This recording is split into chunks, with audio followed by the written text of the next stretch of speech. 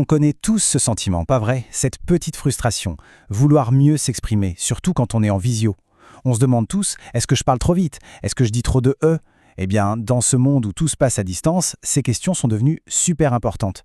Et aujourd'hui, on va voir comment la technologie peut, justement, nous donner un coup de main. Et voilà, ce commentaire d'un podcasteur sur Reddit le dit très bien. Supprimer les E et les ça prend des heures. Et ça, c'est un problème que beaucoup de gens connaissent. Que ce soit pour un podcast, une présentation, peu importe, enlever ces tics de langage, c'est un vrai travail de fourmi. Et c'est vraiment de là que tout part. Alors plongeons un peu dans le cœur du problème. Ces fameux mots de remplissage. Pourquoi est-ce qu'on les utilise autant? Et au fond, qu'est-ce que ça change vraiment à la façon dont on est perçu? On les connaît tous, les genre, tu vois. En fait, ces mots, ils apparaissent quand notre cerveau est en train de mouliner pour trouver la suite. C'est un réflexe, c'est tout à fait naturel. Mais le truc, c'est que si on en abuse, ça peut vite devenir super distrayant pour ceux qui nous écoutent. Et pire, ça peut vraiment jouer sur notre crédibilité. On peut avoir l'air hésitant ou pas super bien préparé. Du coup, pendant des années, comment on faisait pour s'améliorer à l'oral? Eh bien, il n'y avait pas 36 solutions. En gros, il y en avait 2. Et le problème, c'est que chacune avait ses propres limites, ce qui rendait la progression assez compliquée pour la plupart d'entre nous. Et là, on voit bien le dilemme. D'un côté, on a la pratique en solo. On s'enregistre, on s'écoute, mais bon, on manque de recul, de feedback objectif, difficile de savoir si on progresse vraiment. De l'autre côté, il y a le coaching avec un pro. C'est génial, super personnalisé, mais c'est souvent cher, compliqué à organiser, bref, pas accessible à tout le monde. Et c'est pile dans cet espace, entre les deux, que la technologie a trouvé sa place. Et c'est là qu'entre en scène une toute nouvelle solution, le coach vocal basé sur l'IA.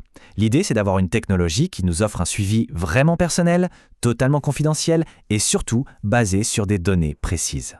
Mais concrètement, qu'est-ce que c'est un coach vocal par IA ? En gros, c'est une application qui utilise l'intelligence artificielle pour analyser notre façon de parler. Elle va regarder le rythme, la clarté, la confiance et nous donner un feedback soit en direct, soit après. L'idée, c'est vraiment d'agir comme un analyste personnel qui transforme un art, l'art de parler, en science, avec des chiffres et des données concrètes. Ça permet enfin de mesurer ses progrès de manière objective. Et attention, on ne parle pas d'un seul outil perdu dans son coin, non, c'est une vraie tendance qui est en train de se développer. Ce tableau montre bien qu'il y a tout un écosystème qui se crée. On a Poised, qui se concentre sur le feedback en direct pendant les réunions, Udly, qui est un peu similaire, Aurai, qui propose des leçons structurées, ou encore Spico. Bref, chaque plateforme a un peu sa spécialité. Allez, pour que ce soit plus concret, on va faire un zoom sur l'un d'entre eux, Poised. On va regarder de plus près comment cet outil fonctionne, lui qui est vraiment axé sur l'amélioration de la communication dans le monde pro.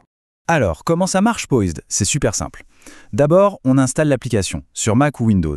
Ensuite, on la connecte à son outil de visio préféré, que ce soit Zoom, Teams, Google Meet, et c'est tout. Pendant la réunion, on parle normalement et Poised analyse tout en arrière-plan, de manière super discrète. Il peut même nous donner des petits conseils en direct. Et à la fin, on reçoit un rapport d'analyse complet. Le gros avantage, c'est que c'est totalement invisible pour les autres. C'est notre coach personnel et privé. Justement, après la réunion, voilà le genre de rapport qu'on peut recevoir. Poised donne un score global et ensuite il décompose notre performance. On voit ici la confiance, la clarté, l'énergie, le nombre de mots de remplissage, le rythme. Ça permet de voir tout de suite, d'un seul coup d'œil, où sont nos points forts et surtout les points sur lesquels on pourrait s'améliorer. Ce qui est vraiment puissant, c'est qu'il y a 2 types de feedback. D'un côté, on a les alertes en temps réel. Ce sont des petits conseils discrets qui s'affichent à l'écran pendant qu'on parle pour nous dire par exemple de ralentir ou de faire attention au « e ». Et de l'autre, il y a l'analyse post-réunion, beaucoup plus détaillée, avec des graphiques, des scores et même des leçons personnalisées pour travailler nos points faibles. C'est ce double système qui est super efficace. On corrige à chaud et on travaille sur le long terme. Et niveau prix, comment ça se passe? Il y a une formule gratuite qui donne déjà accès au feedback en direct et aux métriques de base, comme les mots de remplissage ou le rythme. C'est déjà un super point de départ pour se faire une idée. Et puis pour ceux qui veulent vraiment creuser, il y a la formule pro. Là, on débloque des analyses beaucoup plus avancées sur la narration, la concision, la gestion des interruptions.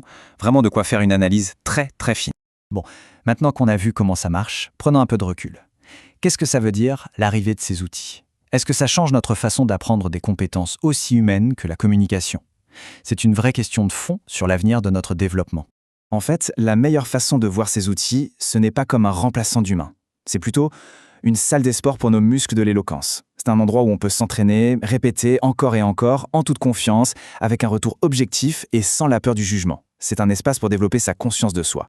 Et ça nous amène à une dernière question, une question pour la route.